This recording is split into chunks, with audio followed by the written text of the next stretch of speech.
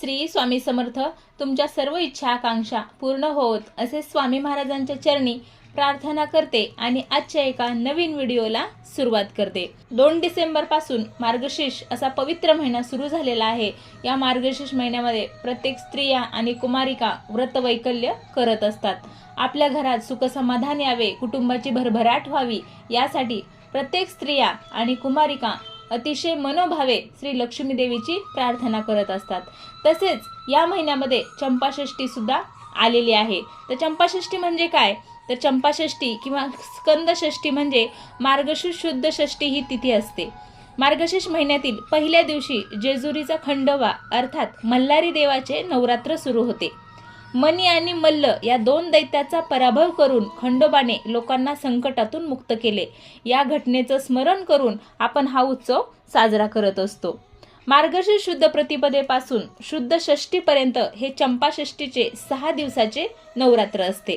जेजुरीला हा उत्सव अतिशय भक्तिभावाने आणि मोठ्या प्रमाणामध्ये साजरा केला जातो. कुलाचाराप्रमाणे ज्यांच्या पूजेत सुखट व टाक असतात त्यांची पूजा करतात. नवरात्राप्रमाणे रोज फुलांच्या माळा वाढवत घटावर लावायच्या असतात. 6 दिवस नंदादीप तेवत ठेवायचा असतो. जेजुरीप्रमाणेच खंडोबाच्या अन्य देवळातही खंडोबाचा उत्सव अतिशय मोठ्या प्रमाणामध्ये साजरा केला जातो. घटाची स्थापना, नंदादीप, मल्हारी महात्म्य वाचणे, त्याचं पाठ करणे, एका वेळी जेवणे, शिवलिंगाचं दर्शन घेणे, ब्राह्मण सुवासिनी तसंच वाघ्या आणि मुरळी यांना जेवण देणे अशा या दिवशी केले जाते. चंपाषष्ठी या दिवशी वांग्याचं भरीत, भाकरी याचा नैवेद्य करून देवाला दाखवला जातो. तसेच या नैवेद्याचा काही भाग खंडोबाचे वाहन असलेल्या कुत्र्यांना सुद्धा दिले जाते. तसेच खंडोबाची तळी भरून मनोभावे पूजा करून आरती करत असतात. अशी चंपाषष्ठी जे खंडोबाचे भक्त आहेत ते मोठ्या उत्साहामध्ये साजरी करत असतात. परंतु ही चंपाषष्ठी उद्या शनिवारी आलेली आहे. आता चंपाषष्ठी कशी साजरी करायची? मार्गशीर्ष महिन्यातील शुक्ल पक्षातील प्रतिपदा ते षष्ठी तिथीपर्यंतचा हा जो उत्सव सुरू असतो हा 6 दिवसांचा.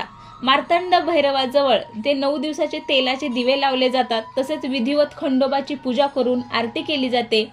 चंपाषष्ठीच्या दिवशी अनेक धान्यांचे गव्हाच्या पिठाचा रोडगा केला जातो. वांग्याचं भरीत केलं जातं आणि याचा नैवेद्य म्हणून देवाला दिलं जातं. तसेच देवाची दिवे लावून आरती सुद्धा केली जाते किंवा ओवाळणी सुद्धा केली जाते.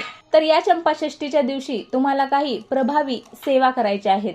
या सेवा केल्यामुळे त्याचं 100% फळ तुम्हाला नक्की मिळतं. तर कोणती सेवा करायची आहे किंवा कोणता प्रभावी उपाय करायचा आहे ते मी या व्हिडिओमध्ये तुम्हाला सांगणार आहे. तत्पूर्वी तुम्ही जर माझ्या चॅनलवर नवीन असाल तर माझ्या व्हिडिओला लाईक करा, शेअर करा आणि सबस्क्राईब करा. तर सुरुवातीला तुम्हाला ब्रह्ममुहूर्तावर उठायचं आहे. ब्रह्ममुहूर्तला घरातील पूर्ण नकारात्मक ऊर्जा संपलेली असते, वातावरणामध्ये शांतता असते. ब्रह्ममुहूर्तावर उठून आंघोळीची तयारी करायची आहे. आंघोळीसाठी तुम्ही थंड पाणी, गरम पाणी जे तुम्ही रोज तुमच्या आंघोळीसाठी वापरता ते तुम्ही वापरायचं आहे. तर या पाण्यामध्ये अशा काही वस्तू टाकायच्या आहेत की ज्यामुळे तुमच्या घरामध्ये ज्या सततच्या कटकटी असतील, भांडण असतील, तुमच्या व्यापारामध्ये प्रगती होत नसेल, तुमच्या कुटुंबावर सतत दुःखाचे संकट येत असतील, तर सतत तुम्हाला घाबरल्यासारखं वाटत असेल, मुलांची चांगली शिक्षणामध्ये प्रगती होत नसेल, लग्नयोग्य मुलीला चांगला वर मिळत नसेल, तर हा उपाय केल्याने तुम्हाला 100% त्याचा फायदा होतो. तर तुम्हाला आंघोळीचं पाणी घ्यायचं आहे आणि या पाण्यामध्ये तुम्हाला देवाचा भंडारा म्हणजे खंडोबा देवाचा भंडारा यालाच आपण हळद सुद्धा म्हणतो, ती तुम्हाला अर्धा चमचा या पाण्यामध्ये टाकायची आहे. त्यानंतर एक छोटासा खोबऱ्याचा तुकडा घ्यायचा आहे. खोबऱ्याचा तुकडा का? तर याच्यामध्ये नकारात्मक ऊर्जा शोषून घेण्याची जास्तीत जास्त शक्ती असते. त्यामुळे तुम्हाला एक छोटासा खोबऱ्याचा तुकडा या आंघोळीच्या पाण्यामध्ये टाकायचा आहे.